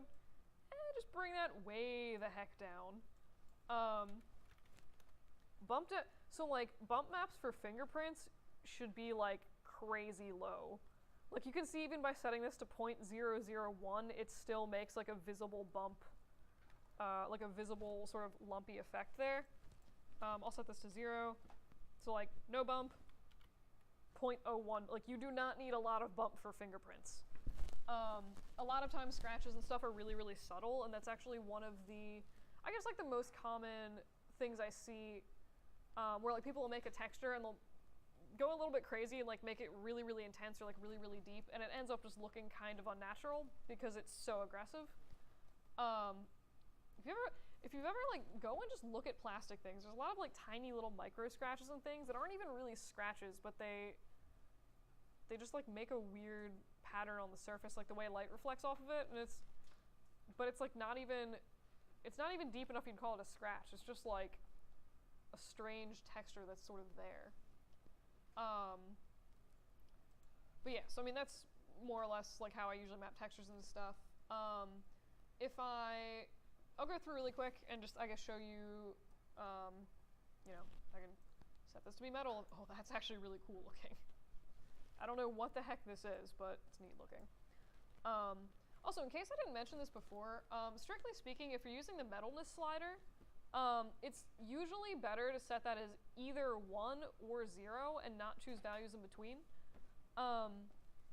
Mostly just because it's not usually something that you'd see in the natural world to have something that's like part metal. Like it either is metal or it isn't. Even if you have like, you know, a car, clearly is metal, but it's been painted, so you don't really see that metal texture, if that makes sense. But yeah. So again, that's like kind of how I'd add fingerprints. The other thing, probably not as inherently helpful for a pen, but if you guys ever need to sort of scratch through the surface of something, I'm going to save this horrific scratch texture from earlier, and I'm just going to, I'll make this like a different little ball here. What am I doing? Hold. Alright, so I'm just going to set this to be chrome because why not? So I have my glorious chrome ball, and what I'm going to do here, I'm just going to use this like this ugly scratch texture I downloaded, this guy. Just sort of go through and like add different colors to this, or like make it look like chipped paint a little bit. So the first thing I'm going to do, I'm just going to grab, I'm going to map the metalness because I want the paint to not be metal, and then the stuff underneath to be like chromey. So grab the scratch texture. And again, usually I'll probably have to check as alpha's luminance. You can see as soon as I do that, it actually shows up the scratches on this object. And then in this case, if I want chipped car paint, I want the, what am I saying? I want the chrome part to be more, oh, okay. I just want this to be inverted so it shows up the other way, whereas like these scratches look metal. I don't know what I was trying to say there, but this is the effect that I was shooting for. So then the other thing I might not want like white car paint. I could make that really rough, but I don't really want to. I'll set the color, maybe I have like this really creepy blue car. This is one where like usually doing color, I'd probably just go in and do that in Photoshop, where I would just take this scratch texture, Photoshop, and I would just modify the colors of it. There's ways to do it in Maya, but it's kind of like not worth it, in my opinion. Where am I going?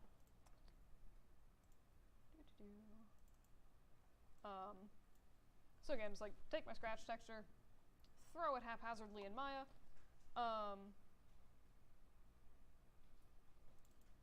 And this is where you're gonna see my amazing prowess at Photoshop. So I'm just gonna say maybe I want this to be like red.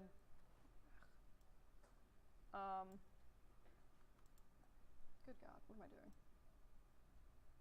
Okay, there we go. And I'll just be like, except I want the opposite multiply. Color burn, color dodge. I'm just trying to very jankily make the scratches. What? Dark. There's a better way to do this, but anyway. Again, Photoshop is not necessarily the thing that I'm famous for. Anywho, you get the point. But I would just like recolor that in Photoshop. In this case, I'm just going to be really lazy and actually map in the existing file. Mostly, so the reason if you're doing like a scratched car paint, the reason why you want to map that in, so like obviously the car paint is going to be like one color, and then the scratches underneath, you probably want them to have no color, as opposed to also being blue, which is what I just had. So you can see here if I map it, so this is white, and then the metal part is black. See what happens if I invert that. That's a really ugly effect, but yeah. You should also, I think, yeah. You can kind of fiddle with settings, I don't know.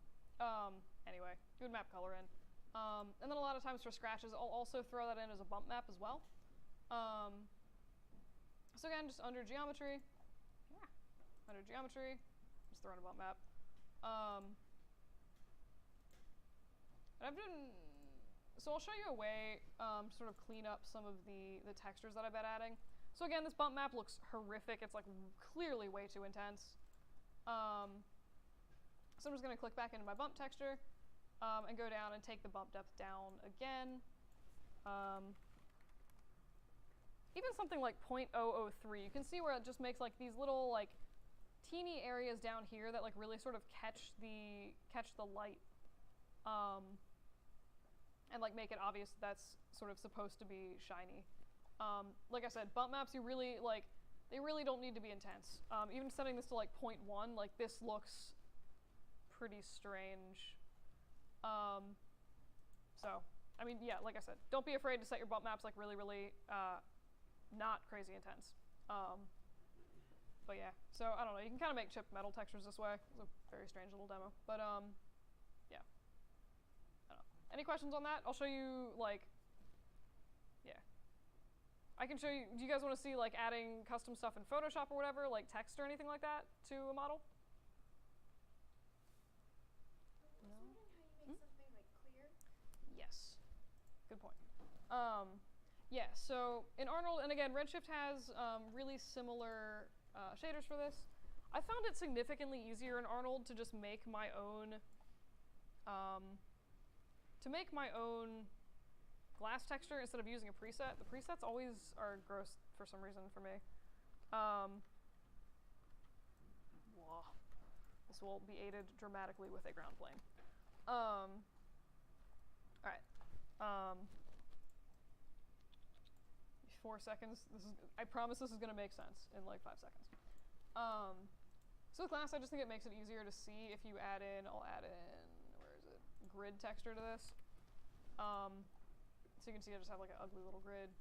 And I'm just going to duplicate that a few times.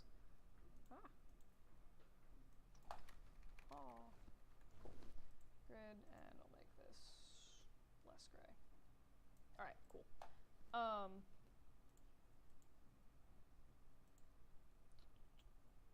Alright, so here's my weird little scene here. Again, I think the easiest way to make this glass is to just go in. I swear to God, if I crash Maya, I will be salty. Basically, you would want to take under transmission. Oh my God. It lives. Haha. Okay. Under transmission, if you set the weight all the way to 0, it's going to make that look kind of glassy. Like I said, I've seen they have like presets for glass, and for like deep water, and sometimes they work well and sometimes they don't, so a lot of times I'll just make my own. But again, you pretty much just turning weight up to 1 is going to make that totally clear. And if you want to change the way that things are refracting through this, so you can see like, you know, the way the horizon sort of bends around in here. Under specular, you're just going to want to change the index of refraction. And you can actually find, so you can find real world numbers for indexes of refraction. So like, I think the default they use is like 1.52, which is like glass or water or something. But again, if you guys ever need like I'm curious now. Index of refraction, Jello. All right. I was curious. Oh God. There's a physics forum with refractive indexes of different colors of Jello. And there's some mathy things that talk about index of refraction. But like, you can find some weird like specific numbers for this if you need to for stuff. And there usually like is real world values that correspond to these for like common stuff like glass and water, which you should be able to plug into and get like a relatively reasonable effect. Alternately, again, just eyeball it with this. But yeah, so that's pretty much how you make glass. Going off of that, Yes. mine is like sort of like clear plastic Mhm. for my pen. Yeah. Is it gonna look the same if I treat it like glass, or should I treat it more like plastic? You can treat, so usually a lot of times I'll just sort of start and I'll just make everything from the default shader. You can also try starting with plastic and then going, just like turning up the transmission weight. For something like plastic, you're probably gonna want like a low index of refraction. Let me really quick model a thing. It's not gonna be a pretty thing, but it'll be a thing. I should have just made a pipe like a real person. I'm just trying to make the basic shape of a pen. Why is this being so laggy? Oh, it's rendering. Ho ho. I make pipes like a crazy person. But yeah, so if you had like something like this, where's like a pen and I'll just put like a stick in here to simulate the inside of a pen. It's gonna be gorgeous. Beautiful. All right. Pretty sure I'm on standard Surface 7 now. In case anyone didn't know, you can actually, if you do Alt-Z, it'll undo the last camera move that you did, which is handy on occasion. But yeah, so I'm curious to see what this actually gets us. So, but yeah, so I mean, you can see this is the effect of, it's the same shader on like a sphere versus the cylinder. One thing that always helps to make your stuff look thinner, there's actually like a thin-walled thing you can select somewhere. I've just never found it to be terribly useful. Oh yeah, like thin-walled. I think this makes a really bad effect, and for the most part, you shouldn't use this. At least for what I just did there. But anyway. But if you actually model in like thinness into your object, you can see that it doesn't refract nearly as aggressively, I guess, as like this thick sphere does. So whatever you're doing like with your pens and stuff, the fact that you have that like extra thickness of the wall modeled in is going to help. Even if I set this up to be like kind of crazy refractive, like this maybe, I don't know. But I mean, you can see that this always like looks a little bit clear. So honestly, like you probably find glass and just like twiddle with the index of refraction a bit. If you guys ever are trying to get like a fingerprint or something like that onto a glass object, you can key roughness. What you'd probably want to key is weight. Or like if you ever have like a scratch in glass, or you get like, you know, food or paint or something on glass. Honestly, that's just cool looking. But again, you're going to want to key weight. So weight is what makes it clear. If you're trying to make it not clear, it makes sense that you would key weight. I'll do fingerprints, because I'm feeling the fingerprints. So you can see here that I have, like, the fingerprints are showing up on your object. I'm just going to check alpha's luminance, and then it'll actually show up in the render. In this case, it has like a little bit of a weird effect. It's like turning super black, which is because I, for some reason, have set the color of this to be like a very dark gray. Not really sure why, but yeah. So that's usually, again, if I'm putting scratches or something like that in glass, I'm gonna put that map on the weight. Any questions on that? Cool. The only other thing I can think of, which actually is important. So if you guys are making anything clear for your pens or in general, don't ask me why, but Arnold thinks it's a great idea to assume everything is opaque unless you manually tell it it's transparent, which is super stupid.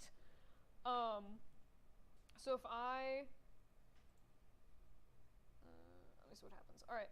I'm going to click on my sphere. I'm going to go into the P-sphere shape. And I'm going to open up this little Arnold tab down here. You can see that by default it has opaque checked on. If I uncheck opaque, and just like watch the shadow when I do that. So this is like probably how it should be. When I check opaque, here's the actual shadow. You can see like there's like much more distinct shadow there, but basically you just need to tell Arnold if you make something transparent that it's not a transparent, that you want the object to be clear. Why you would want that, I honestly don't know. But that is something you guys want to look at for your final renders. It's probably going to be a lot more obvious if I add an Arnold light.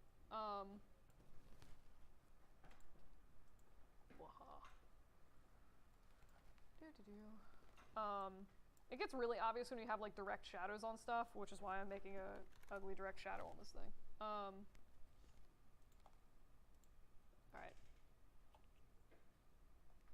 Exposure of 10. Oh god.